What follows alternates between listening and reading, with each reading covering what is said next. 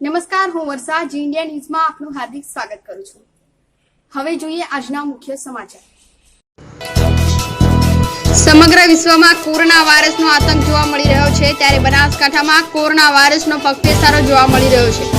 બનાસકાંઠા જિલ્લામાં કમોસમી વરસાદ અને વાવાઝોડાના કારણે ખેડૂતોના પાકને મોટા પ્રમાણમાં નુકસાન થયું છે, ત્યારે બીજી બાજુ કમોસમી વરસાદ અને ભારે વાવાઝોડાને કારણે ખેડૂતોના ઊભા પાકને મોટા પ્રમાણમાં નુકસાન થયું છે।